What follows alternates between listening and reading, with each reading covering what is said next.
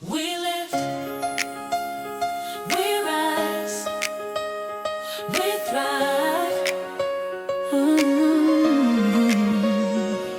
We rev, we stand tall, building bridges for us all. Education, jobs and justice side by side. Housing, health, dignity and pride. Workforce, enterprise, opportunity alive. Together we move, together we thrive. We're the voice for the undeserved, won't leave one behind.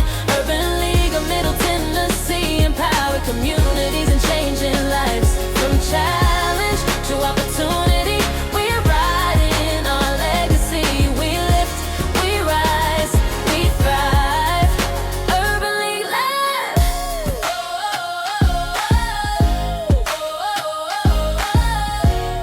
We lift, we rise, we thrive. Urban League Live. Every dream deserves a choice. Every heartbeat finds a voice. United, bold and dignified, changing lives statewide.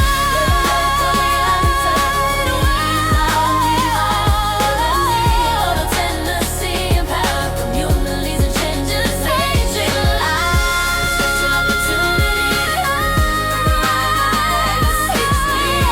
We rise, we thrive. Urban League Love. We lift, we rise, we thrive. We rev, we stand tall, building bridges for us all. Education, jobs and justice side by side. Housing, health, dignity and pride. Workforce, enterprise, opportunity alive. Together we move, together we thrive. We're the voice for the undeserved, won't leave one behind. Urban League of Middle Tennessee, empower communities and changing lives. From challenge to opportunity, we're writing our legacy. We lift, we rise, we thrive. Urban League Live.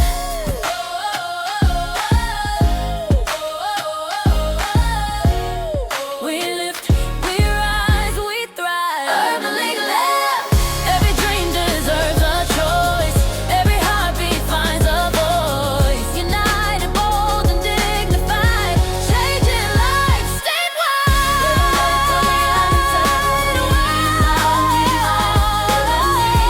Tennessee, empower communities and changing lives.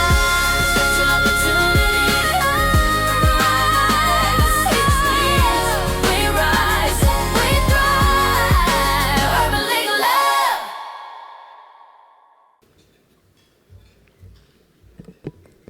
Good morning. I am Chandra Vassar, Board Chair for the Urban League of Middle Tennessee. I also serve as the Chief Audit Executive for the Americas, Nissan Group of the Americas. And I bring you greetings today on behalf of the Urban League of Middle Tennessee and want to thank each of you who have joined us for this celebration of our 58th Equal Opportunity Day Luncheon.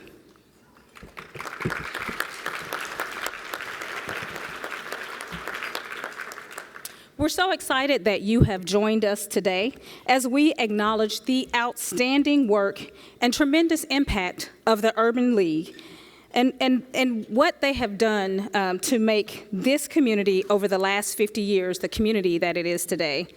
I understand that we have a sold-out attendance today, and I want to say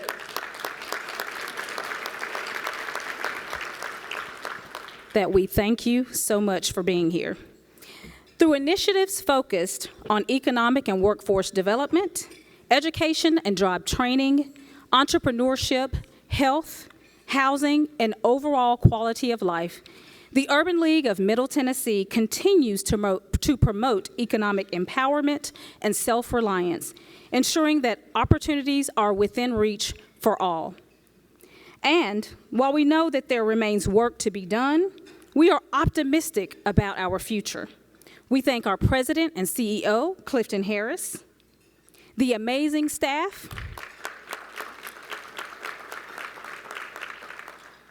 my fellow board members, and all of you for your support of and investment in the work of this great organization as we strive to continue making the Middle Tennessee region a place where we are all proud to call home.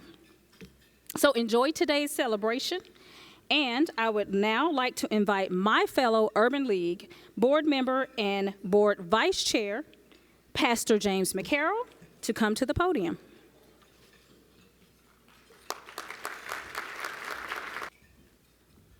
Good morning. I'm James McCarroll. I serve as the pastor at First Baptist Church in the beautiful city of Murfreesboro, Tennessee. It's my great pleasure to have this opportunity to acknowledge several important groups of people who are joining us today. First, I'd like to recognize my fellow board members who are with us today, so if there are any board members, if you would stand at this time.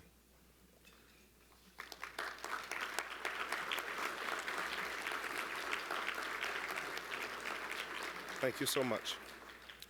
We also extend our sincere appreciation to President and CEO Clifton Harris and the incredible staff of the Urban League of Middle Tennessee. Your dedication and impact are invaluable. Would you please stand and be recognized? Can we give it up for our CEO and our staff?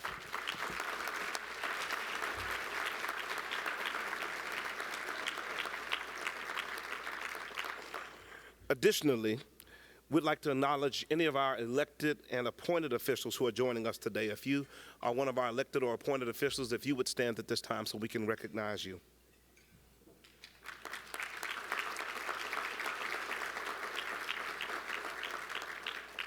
Once again, thank you for being here with us today. We appreciate your support and commitment to this important work. Now I'm honored to welcome Tempest Utley, the COO of the Urban League of Middle Tennessee. Can we give a hand as she comes at this time? Good morning. I'm Tempest Utley, COO of the Urban League of Middle Tennessee. And if you've had an opportunity to review your program along with the slideshow showing, you will be able to see all of our great sponsors. We're so excited to have the sponsors that are being highlighted at this time. Once again, they have continued to support us year after year and the work that we do here in the community. So I'd like to take this opportunity to pay special recognition to our top-level sponsors, empowerment sponsors, HCA Healthcare, and thank you, and Nissan Corporation. Yes. We invite you to enjoy these very special videos from our sponsors. Thank you. The kindness of others. We all depend on it. When we need help, when we need hope, kindness can be a blessing, a balm. Amid chaos and fear, kindness is powerful, merciful, magical. Because we know that sometimes the best medicine isn't medicine at all. We are the people behind the HCA Healthcare Promise. You can count on us to show up.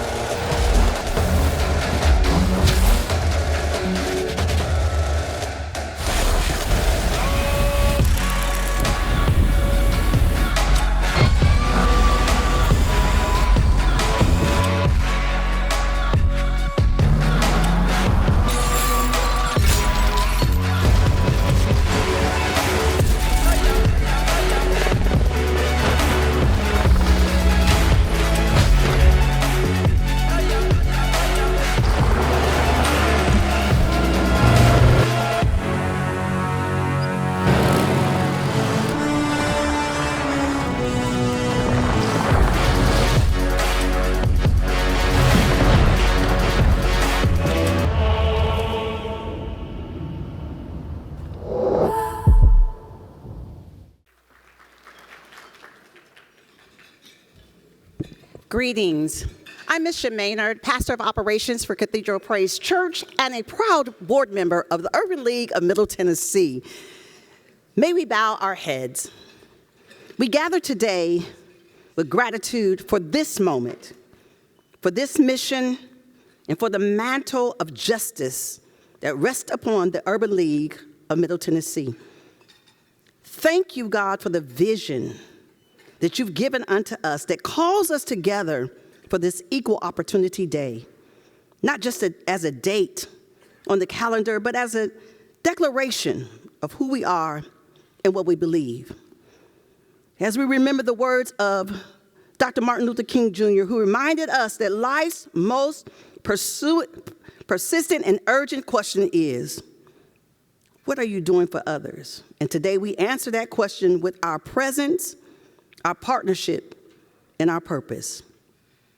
Lord, we stand on the shoulders of giants. Stand on the shoulders of giants such as Jesse Jackson, who declared, when everyone is included, everyone wins.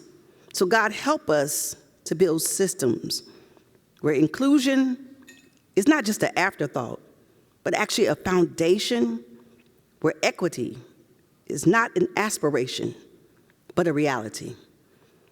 And even our national president, Mark Morial, reminds us that we must continue pushing for economic empowerment, educational excellence, and equal justice. God, let us push together today and let the push begin in us. Align us and align our affluence with integrity.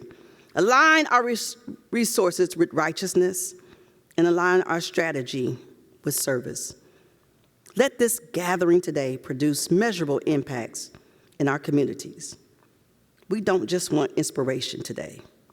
We need transformation. And we thank you for it. Now bless the food that we are about to receive and let it be a nourishment to our bodies. We consider all things done in your name.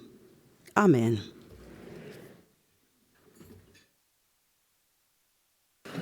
Before I introduce our speaker for today, I would like to take this opportunity to thank each of you for being here with us. I always enjoy the fellowship. Y'all run me hard, taking these pictures and stuff, but I enjoy taking the pictures with you. I love the fellowship, and it's such an important part of this event, and it provides an opportunity for friends of old and new to catch up. I've seen folks that I haven't seen in quite some time, so from the bottom of my heart, thank all of you for being here.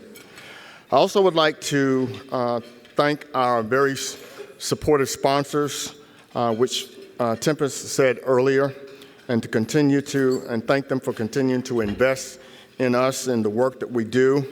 The mission of the Urban League is not only important to us, to those of us in this room, but very important to the 10,000 people that we were able to serve last year in 2025.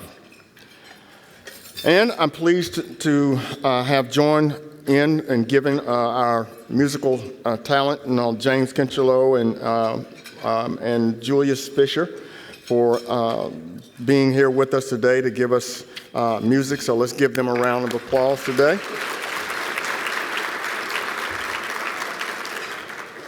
And I'm going to get in trouble here because my beautiful wife, who is sitting at table 5, hi honey, how you doing? Sugar pie, honey bunch, you know I love you, can't help myself. Love you and nobody else. No. And Janet told me this is not politically or grammatically correct, but I have to tell you all, and having said this before, there truly ain't no party like an Urban League party, because the Urban League party don't stop. So I'll pay for that later, but that's okay. And now, for the moment that you all been waiting for. Our speaker today is no stranger to us. Whether you know him from his 20-plus years at the helm of the National Urban League, or you remember him from his historic leadership as mayor of one of our nation's most visited cities, New Orleans, Mark Morial has set the trend for the term trailblazer. President Morial's accomplishments are truly too numerous to acknowledge today, so I point you to the page in your program booklets to read all about all the wonderful things that he has done and accomplished.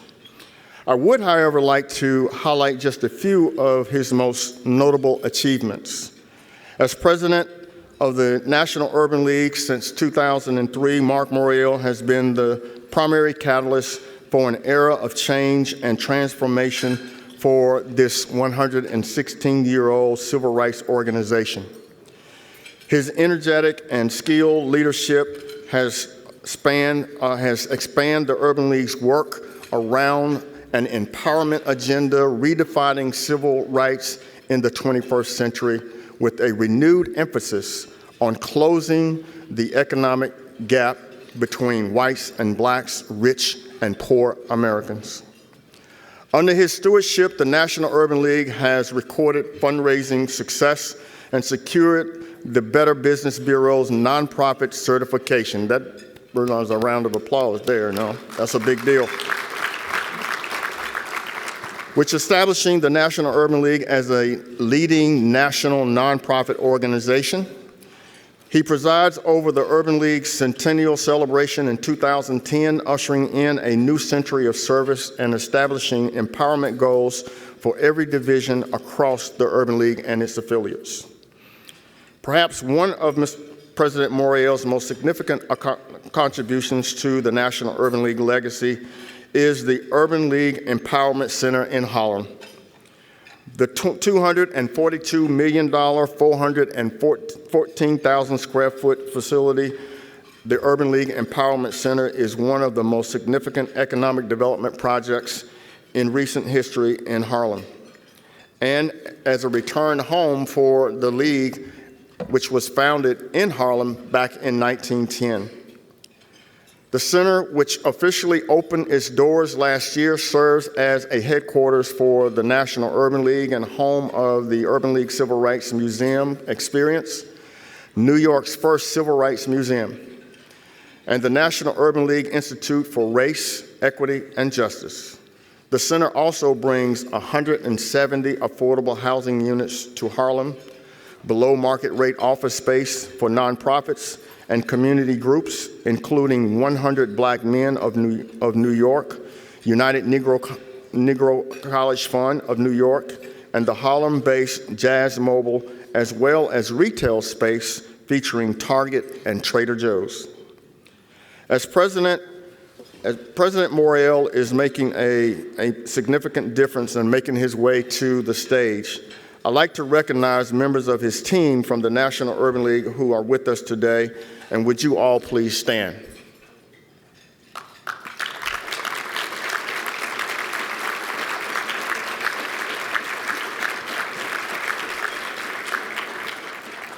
We want to thank you all for being here with us today. And ladies and gentlemen, at this time, it gives me great pleasure to bring to you none other than Mr. Mark Morial.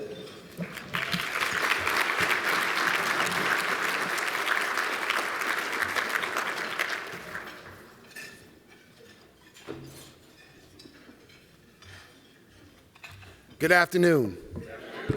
Good afternoon, Nashville. Give it up for Nashville.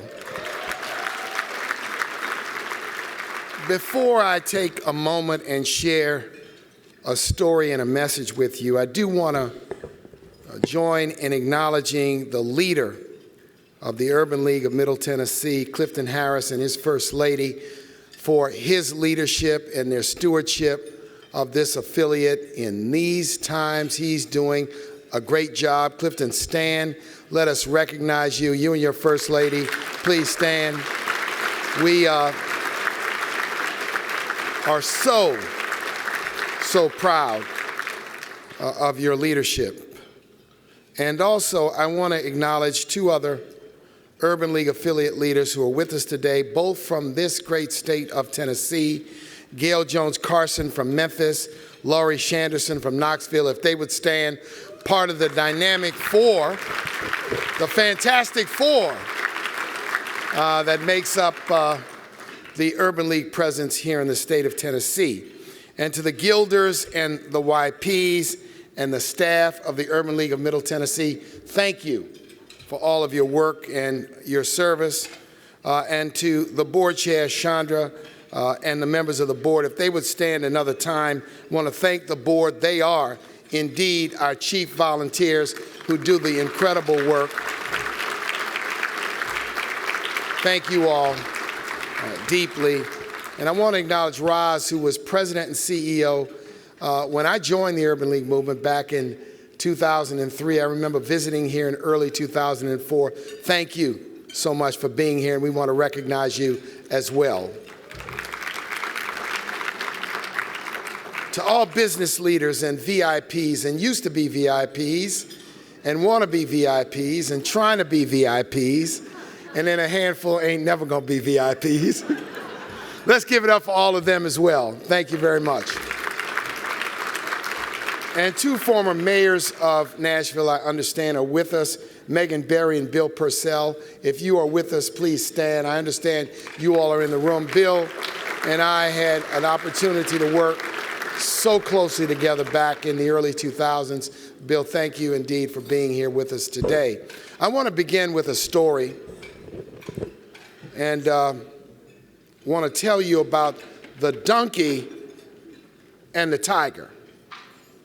So the donkey and the tiger decided that they were going to go to the Augusta National to go and see the Masters. And the donkey and tiger decided that they were going to dress up in their best attire. They were going to spring from their savings and get a chauffeur-driven vehicle to bring them to Augusta from Atlanta. And they went and approached Augusta National. As they approached Augusta National, the tiger said, my, what beautiful green grass. I've never, ever seen grass this green. The donkey looked at him and said, oh no, tiger, the grass that you see is actually blue. Your eyes are tricking you. They began an argument, back and forth and back and forth, as they drove and got out of the car and began to walk.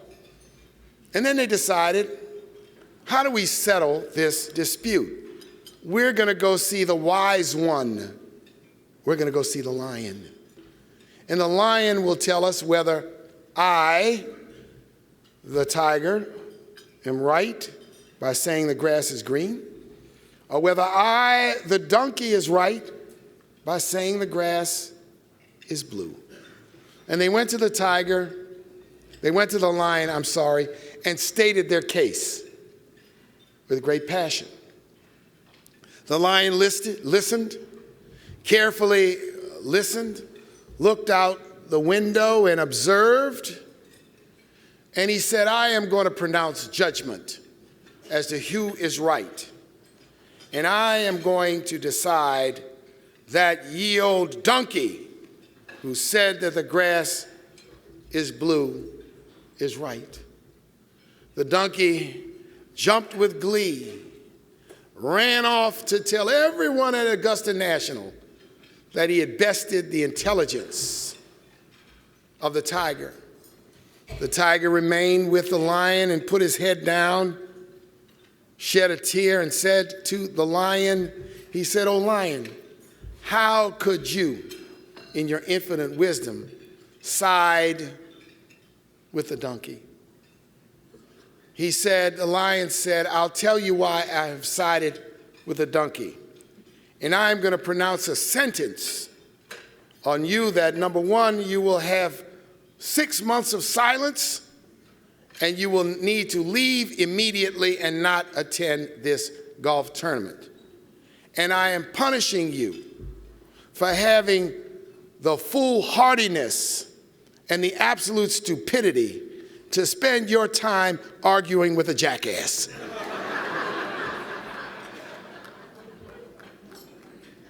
And the moment of now, when there sometimes seems to be a debate between truth and fiction, I choose today not to argue with any blankety blanks.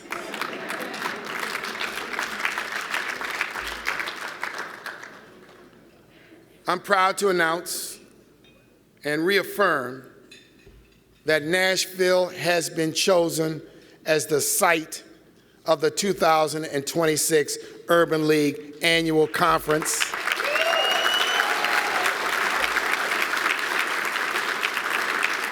And we will be here July 29th through August 1st, right here at the Music City Center. Give it up for Nashville. Give it up for the Urban League of Middle Tennessee.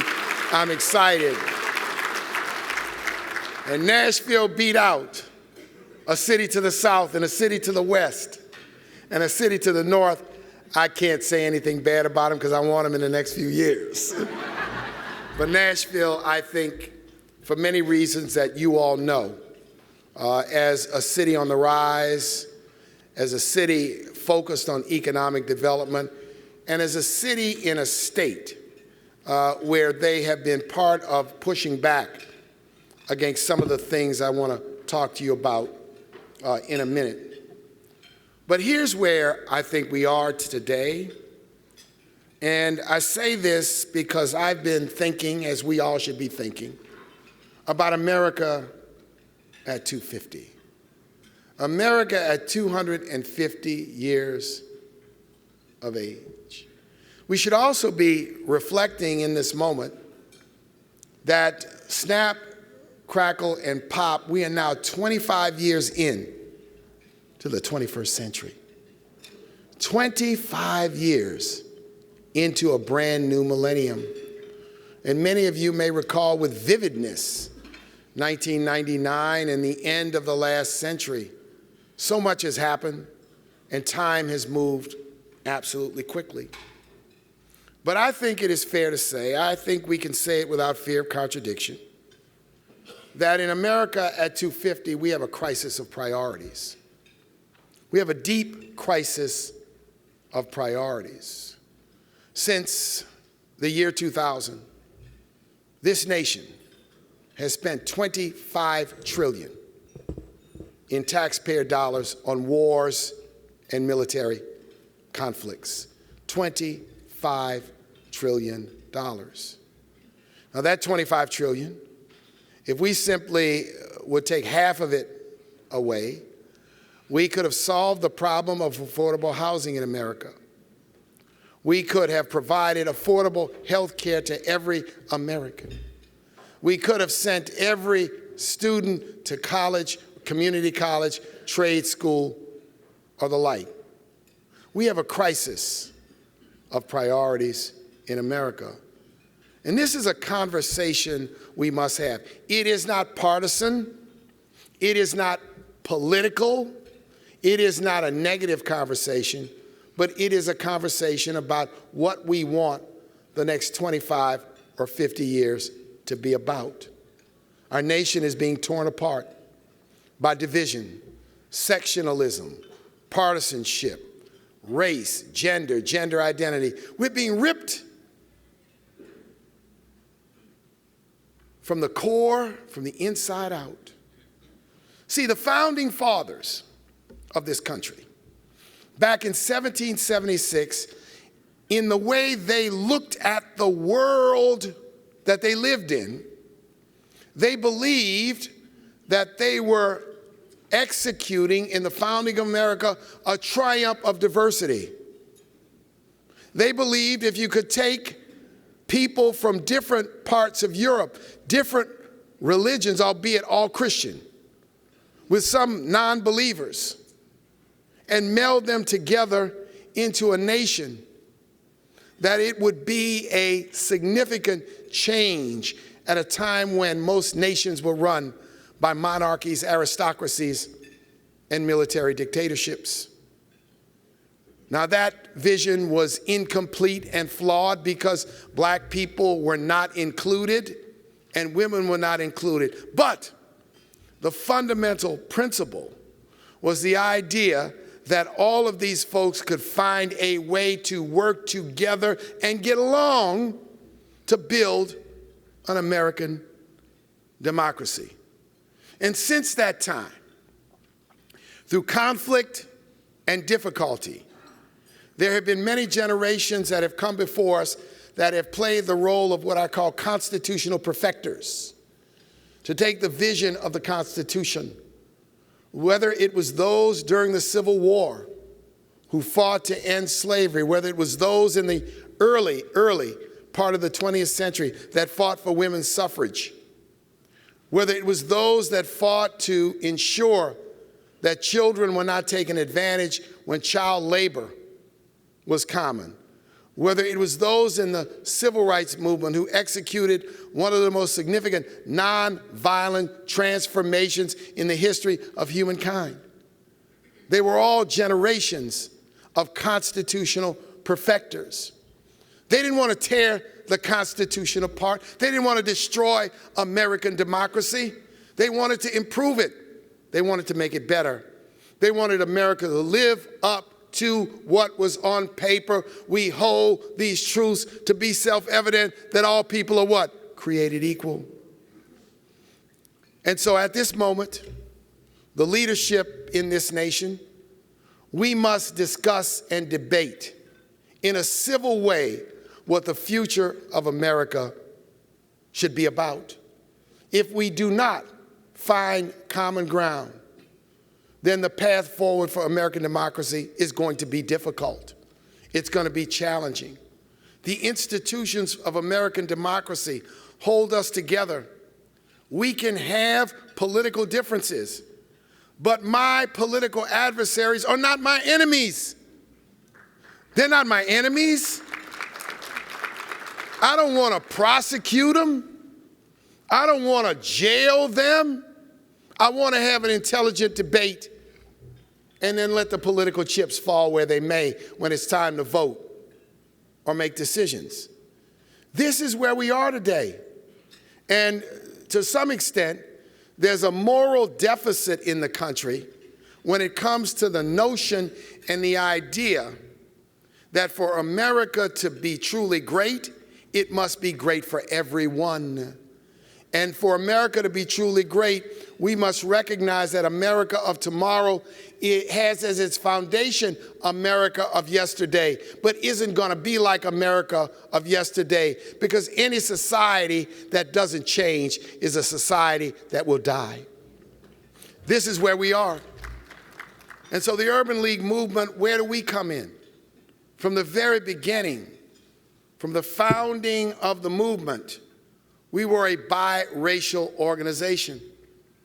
From the founding of our movement, we were about lifting up people, but giving people the tools as well to lift themselves.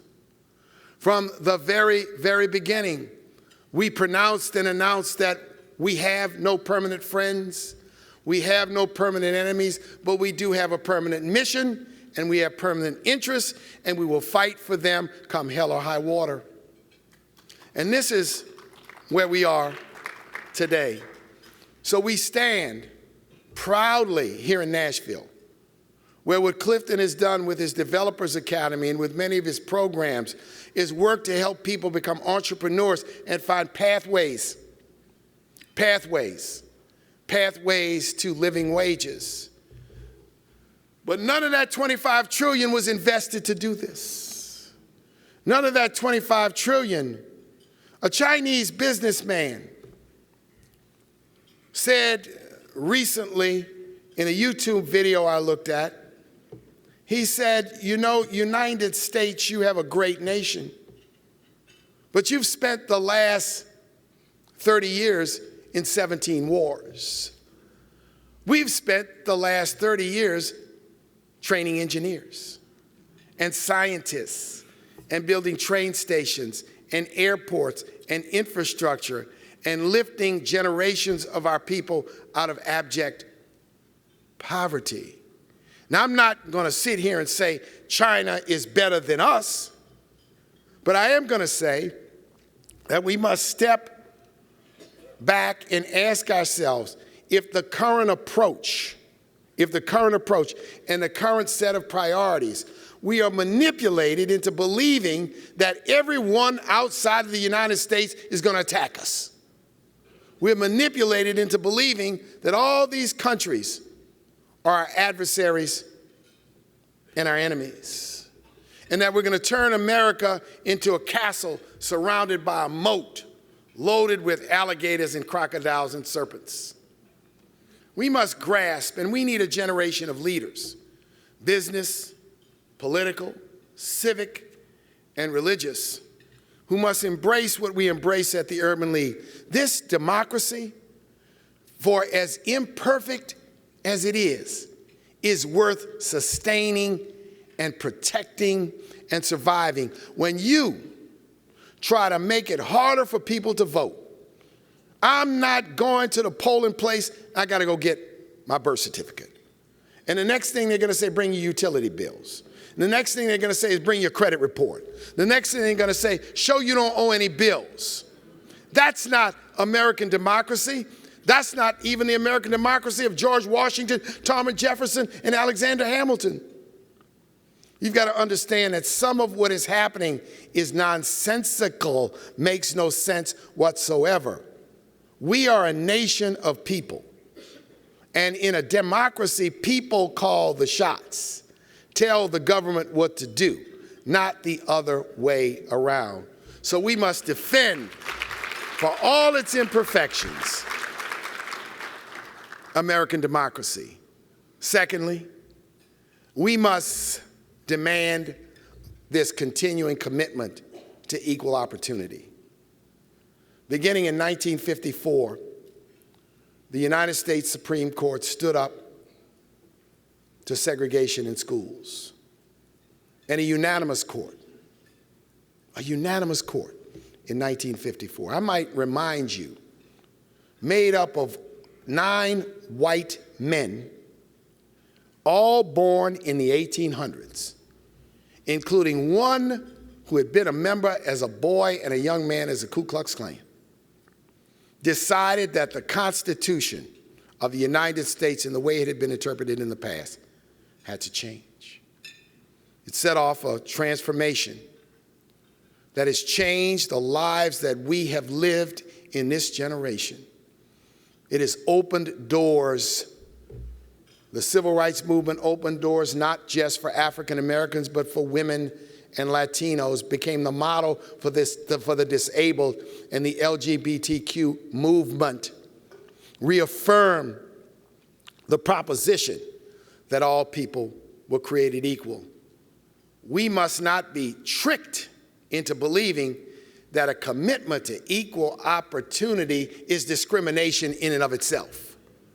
And we must reject these false narratives that suggest that.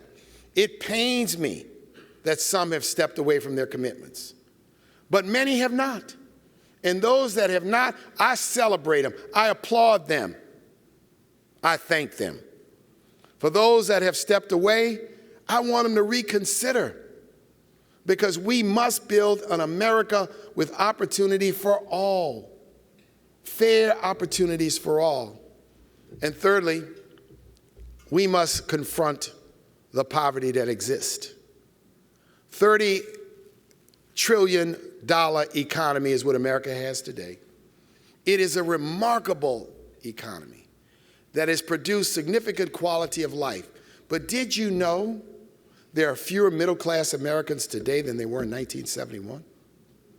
Fewer middle-class Americans than they were in 1971.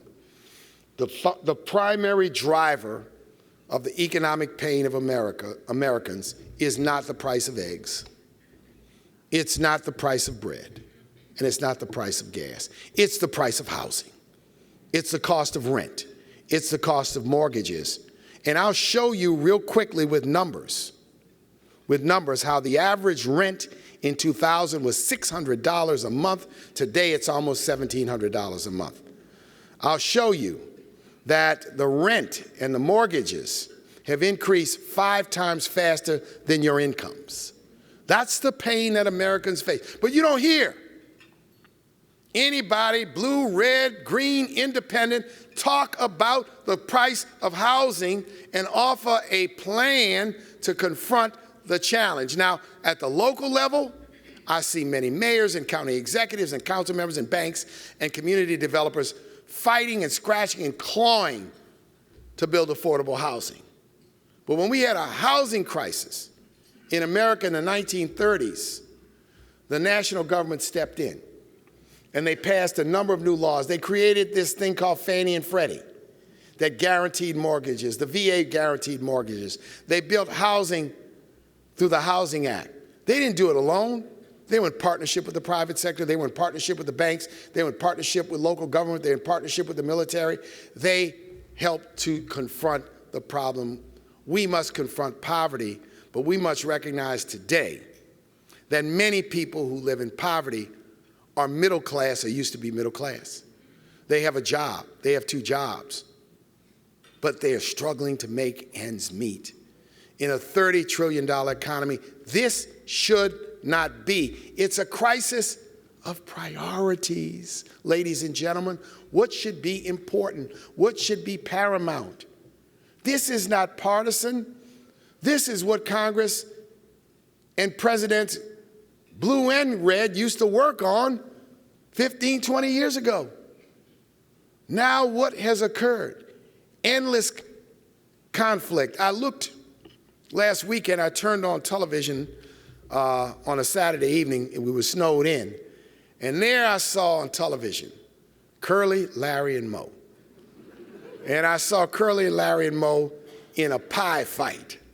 And I thought to myself, this looks like the Congress of the United States, throwing pies at each other. All this to say in this moment, I'm excited that we're coming here.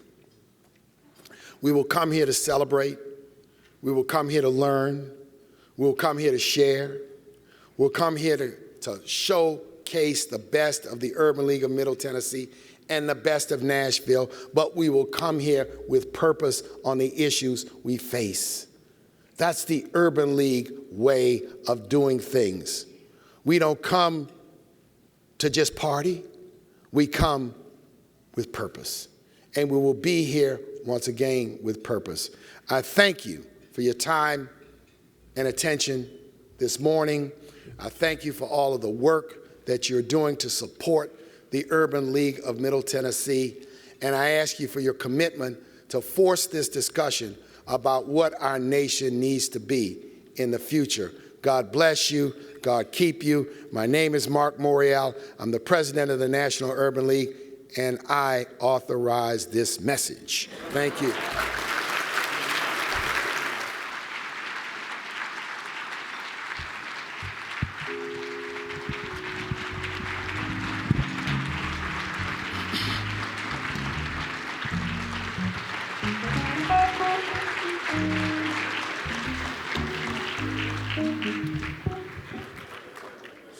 So now we want to take this opportunity to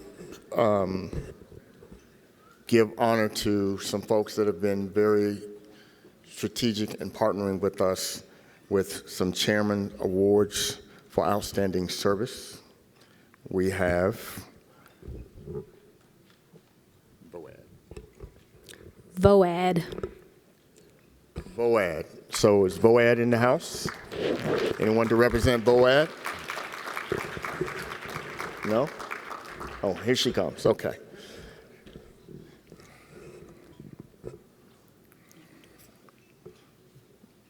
Next one. Okay.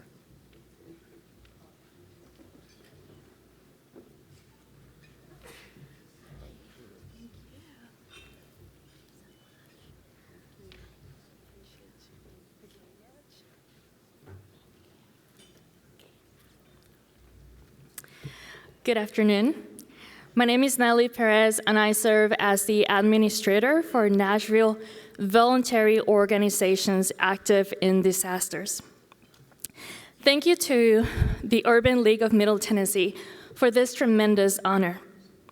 We are deeply grateful to be recognized during Equal Opportunity Day, an event that so powerfully reflects the values we all share. This award truly belongs to the many organizations, volunteers, and community partners that make up Nashville VOAD. In moments of crisis, like we're all living recently, our members show up not for recognition, but because our neighbors need help.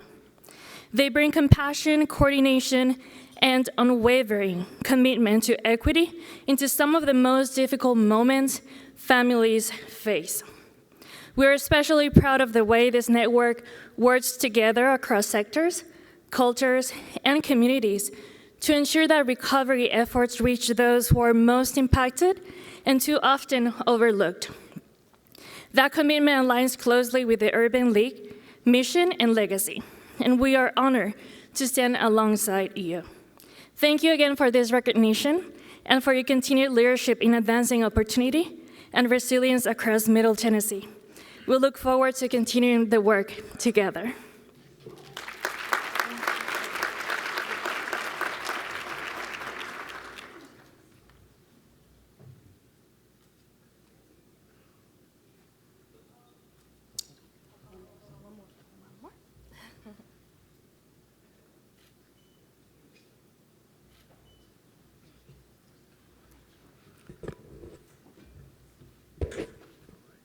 And our next Chairman's Award for Outstanding Service goes to Nashville Convention and Visitors Corporation.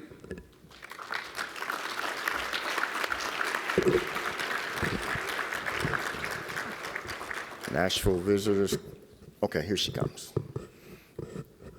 Here they come.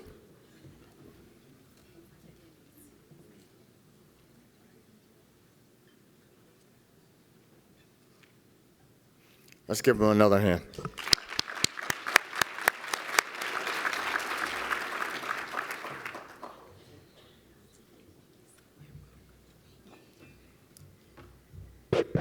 Good afternoon. Good afternoon. I'll be really short and quick, but I want to bring my team up. This is just actually a sample of our team at the Convention and Visitors Corporation.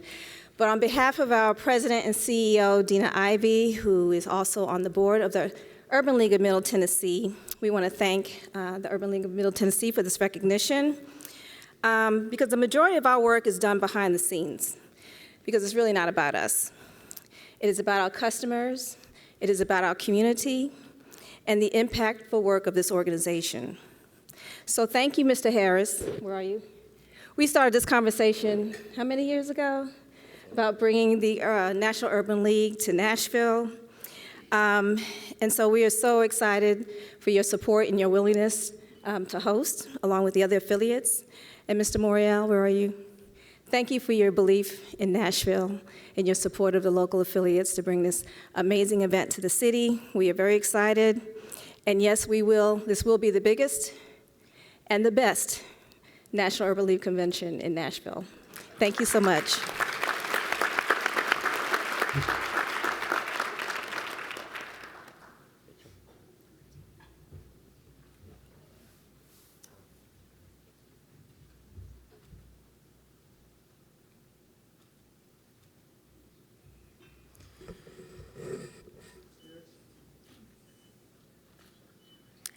The next Chairman Outstanding Award goes to a board member, Misha Maynard.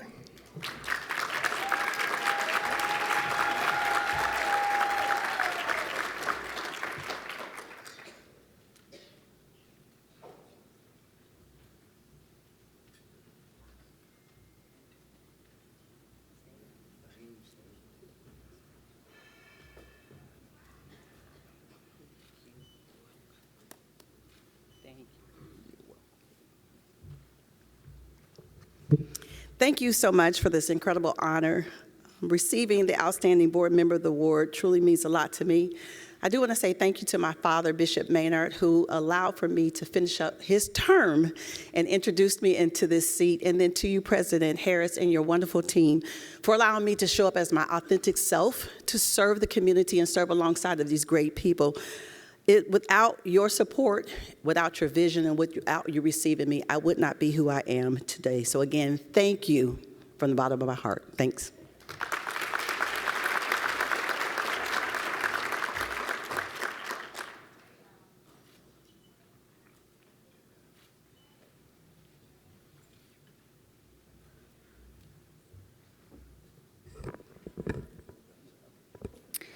The Chairman's Award for Outstanding Community Leader goes to Stephanie Coleman.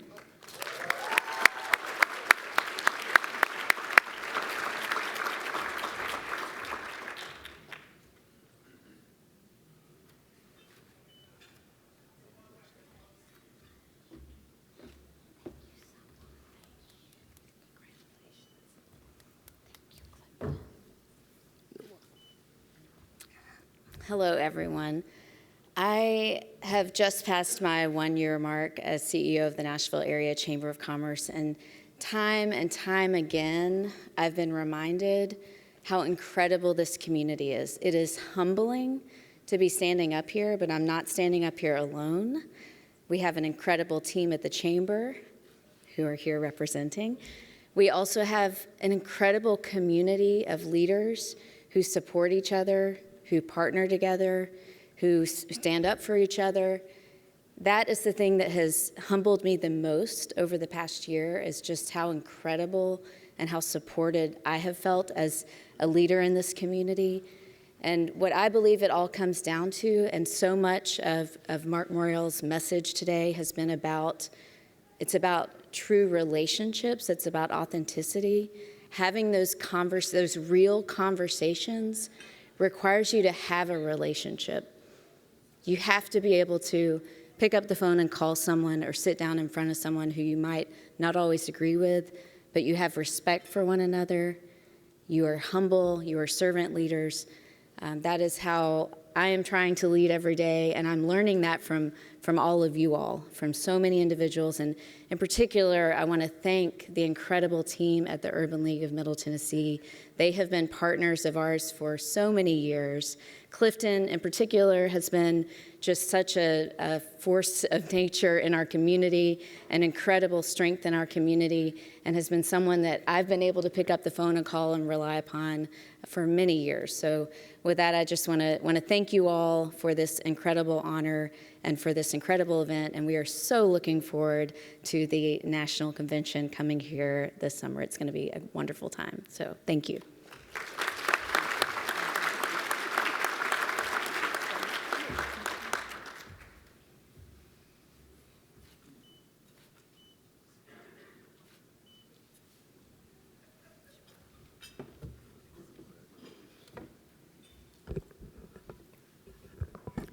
The Chairman's Award for Outstanding Corporate Partner, Enterprise Mobility.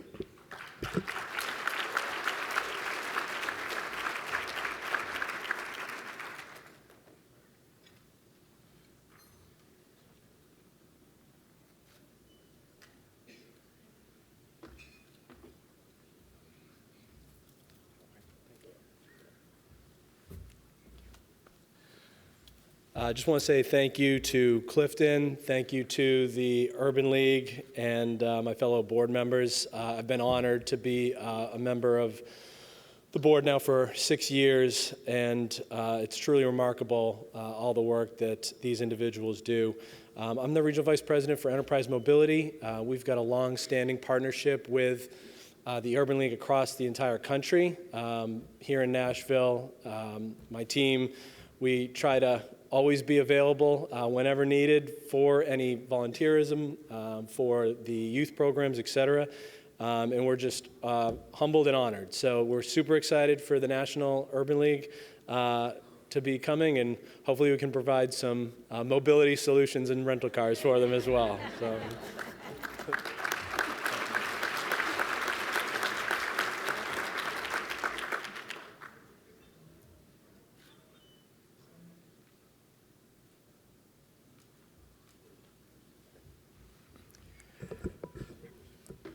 And last but not least, the Chairman's Award for Outstanding Corporate Partner goes to Kroger.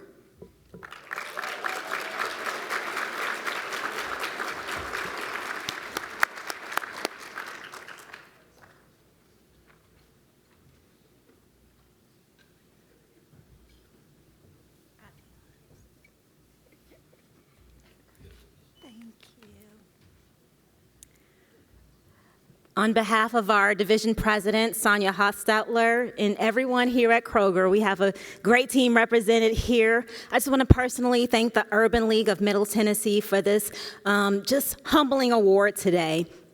When I think about the partnership between Kroger and the Urban League, what really stands out to me is that our mutual commitment to uplifting our communities that we serve. It's really important to us here at Kroger to make sure that we are continuing to advance the community in various ways, whether it be through our Zero Hunger, Zero Waste initiative, but also in the partnership with other corporate leaders such as yourself in the Urban League to continue to provide jobs across Middle Tennessee, for us, Alabama, and Kentucky as well. So my name is Shantavia Webb. I'm the Division Human Resources Leader, and I have Lauren Bell here, our Corporate Affairs Manager. And again, I've been on the board for 5 years, but I look forward to the next 5 years, 10 years, 50 years with the Urban League because I truly believe in the work that we do, and I look forward to continuing this effort together. Thank you for this award.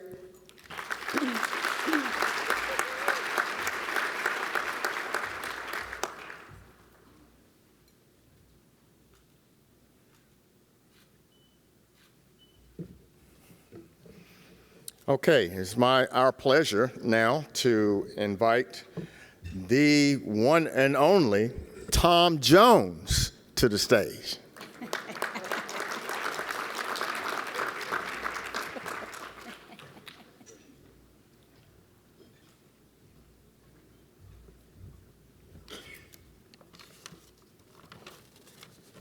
Good afternoon.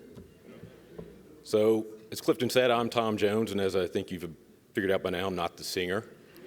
But I am a very proud member of the Board of Directors for the Urban League of Middle Tennessee.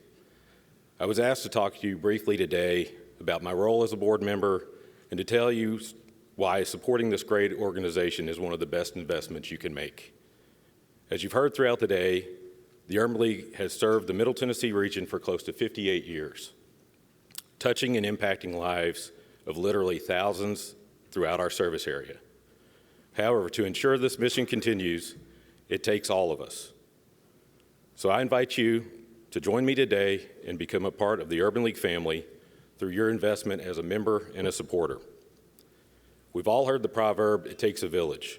So become a part of our village today by simply scanning the QR code on the back of your program.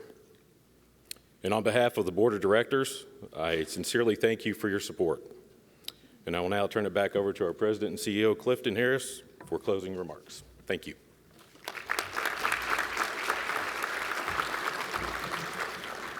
Thank you, Tom. I want to thank everybody again for your investment in the Urban League over the years. You have made the last 10 years of my tenure with the Urban League super. I can't think of anything and all better to say than thank you and all for your support. Thank you for being a strategic partner and investing in the work and the mission of this historic civil rights organization and offering an opportunity for us to bring forth some stellar programs. The turkey giveaways have been wonderful. Enterprise, mobility. The kids look forward to learning how to change tires and check oils and all every year. It's been phenomenal in the work and all that we're doing, but it's all because of the support of great sponsors and all like yourself. And because of that, sustaining economic empowerment through our region, we're able to reach thousands of people on an annual basis in the area of workforce, economic development, social, conscience and in the civic engagement arena. We address economic inequality. We build bridges to close the disparity gaps throughout our nation today. And our State of Black Middle Tennessee report, I'm proud to say that when we launched that over a year ago, we can already see the gaps that are beginning to close. And when we do it again, we'll show you just how much your support has helped us to be able and all to close the disparities in wealth amongst our races. So on behalf of my great staff, I call the A-Team. And on behalf of the Board of Directors, I get to work with a great group of Board of Directors. We want to thank you and all for your consideration of being our continued partners in the days, the weeks, the months, and the years ahead. And we look forward to seeing all of you right back here at the Music City Center in July 2026. It is going to be an awesome and epic event. So I hope you've had a wonderful afternoon of connecting with friends and colleagues. We thank you and all for coming, and we wish you all a very blessed rest of the day. We are adjourned.